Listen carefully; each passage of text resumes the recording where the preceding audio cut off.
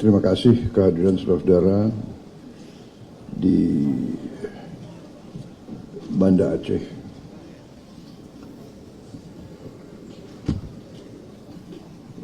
Hari ini saya datang untuk kedua kalinya dan tadi saya bersama Gubernur Aceh dan beberapa pejabat melihat langsung kondisi di Biren, melihat pembangunan jembatan Bailey yang tengah dikerjakan oleh PU dan dibantu oleh TNI, dan saya melihat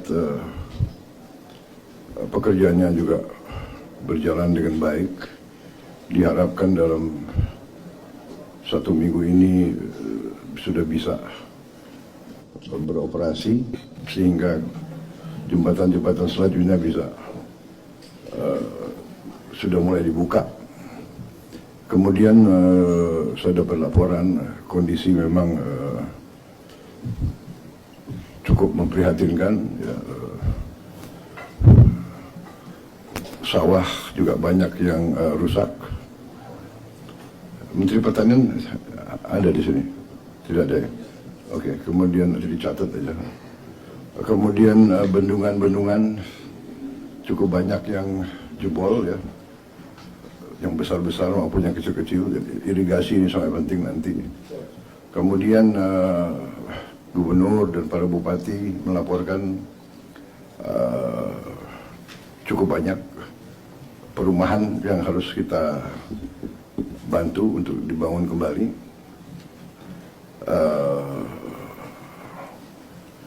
Tapi secara umum, sementara saya melihat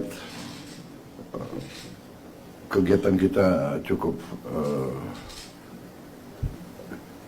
masif, responsif, ya. Di beberapa tempat memang masih tantangan karena kondisi alam juga masih harus kita perhatikan. Mana? Hadir semua ya? Wah, dengar dia. Waduh. Ya, oke. Pokoknya kita bantu, ya. Kalian yang di depan, kalian panglima terdepan, kalian yang harus bekerja keras untuk rakyat, ya. Jadi yang bisa saya kerahkan adalah dukungan untuk kalian supaya kalian tidak ragu-ragu, ya. Baik. Siap. Terima kasih, Pak Presiden. Terima kasih. Hadir semua bupati. Terima kasih ya para bupati. Kalian yang terus berjuang untuk rakyat. Memang kalian dipilih untuk menghadapi kesulitan, ya. Kalau yang mau lari aja, nggak apa-apa ya. Copot langsung. Mendagri bisa ya di prosesnya di bisa ya. Itu kalau tentara itu namanya desersi itu, ya. Dalam keadaan bahaya meninggalkan anak buah. Waduh, itu nggak bisa tuh. Sorry itu. Tidak ada itu. Aduh. Saya ingatkan, tidak boleh ada penyelewengan, tidak boleh ada korupsi di semua entitas pemerintahan. Karena ini buktinya, kita butuh setiap kemampuan kita butuh setiap uang kita untuk menghadapi dan mengatasi kesulitan rakyat.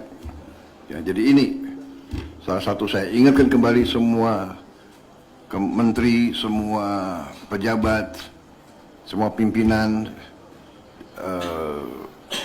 waspada, periksa jajaranmu, periksa proyek-proyek yang kalian bertanggung jawab, ya. Saya tidak mau ada pihak-pihak yang menggunakan bencana ini untuk memperkaya diri. Saya akan tidak, sangat keras. Jangan ada mencari keuntungan di tengah penderitaan rakyat. Jadi kepolisian, semua pihak periksa Pemda, ya kan? Catat kalau ada yang nakal-nakal, lipat gandakan harga dan sebagainya. yang tanahnya tidak harus pindah karena mungkin banjirnya dampaknya tidak terlalu besar bagi keluarga itu sehingga tidak harus pindah, tapi rumahnya rusak, itu kami perbaiki oleh Satgas BNPB. Ini salah satu contoh Pak Presiden, ini contoh hunian sementara Pak Presiden. Ini hunian sementara apabila tanahnya cukup dari pemerintah daerah. Ini satu Itu keluarga, apa itu? Itu apa? satu keluarga per Prefab. preset. Luasnya berapa tuh? Luasnya tipe 36 Pak Presiden, 8 kali 5 Pak Presiden. 3. Jadi daripada mereka tinggal di tenda, ini lebih representatif mereka tinggal di hunian sementara Pak Presiden. Ini bisa bertahan. Satu hunian harganya berapa? Harganya sekitar 30 juta Pak Presiden. Satu hunian. Satu hunian sementara. Ada WC kamar mandi. Ada WC kamar mandi, siap. Di dalam satu, tapi karena Huntara ini 30 juta ya? 30 juta Pak Presiden. Itu bahannya apa itu? Prefabnya? 36 ya? Ya, tipe 36 Pak Presiden. Saya kira termasuk murah itu. Ya, 36. Siap. Tapi ini hunian sementara Pak Presiden. Harga Jadi 30 juta. Jadi seperti hanya dia tinggal kepala keluarga tuh hanya tinggal maksimal setahun Pak Presiden. Maksimal di situ setahun. Setahun. Setelah itu baru dipindahkan ke hunian tetap yang lebih layak. Ini adalah kalau misalnya Tapi kalau prefabnya bagus itu bisa lebih dari 1 tahun tuh. siap, Iya kan? siap betul. Hanya konsep kita mungkin mohon izin menyarankan hunian sementara tidak lebih dari 1 tahun kecuali beberapa kejadian karena memang pembagian tugasnya kepala daerah harus menyiapkan lahan, pemerintah pusat yang membangun Pak Presiden. Nah lahannya ini kadang-kadang yang agak bermasalah lama sehingga terpaksa lebih dari 1 tahun. Karena itu kita bangun yang lebih layak dan bisa lebih dari 1 tahun. Dan izin melaporkan rekapitulasi pelibatan TNI di daerah bencana.